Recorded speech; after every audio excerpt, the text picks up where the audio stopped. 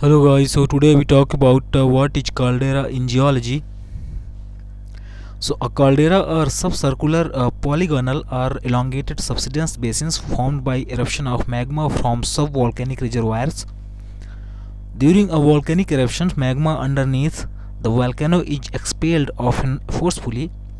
When the magma chamber empties, the support that the magma had provided inside the chamber lost, and as a result the sides and top of the volcanoes collapse inward.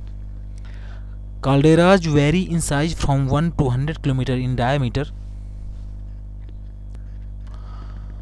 So see here, this is the caldera which is erupting actually, as you can see here.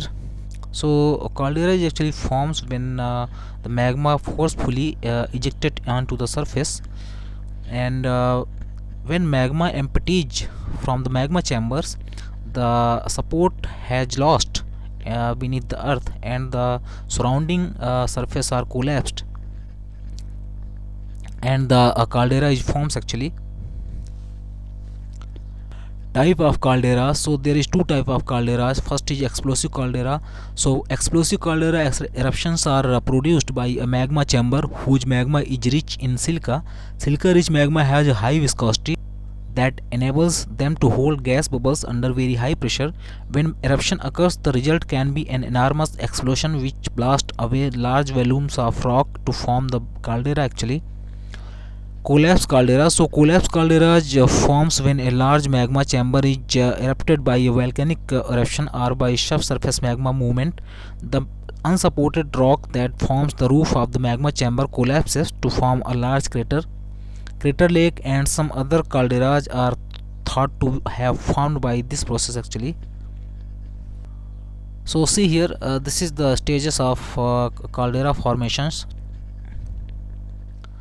So first of all, the magma is erupted onto the surface, as you can see here.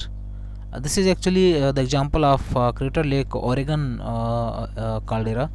So in the second stage, the collapses of surrounding area due to the support has lost, and the third one is partially empty magma chambers, see here, and the formation of Crater Lake and Wizard Islands, as you can see here. Due to the support has gone, the surrounding surface are collapsed and the crater is forms. So the Yellowstone caldera is example of explosive caldera actually, as you can see here. This is the large caldera. This is the Crater Lake caldera Oregon. This is the example of collapse caldera actually, as you can see here. There is numbers of uh, volcanic vents, as you can see here, and these volcanic vents are actually erupting slowly over the years and forms this type of caldera. To know the latest updates on geotourism and modern geotechniques, subscribe our channel and press the bell icon.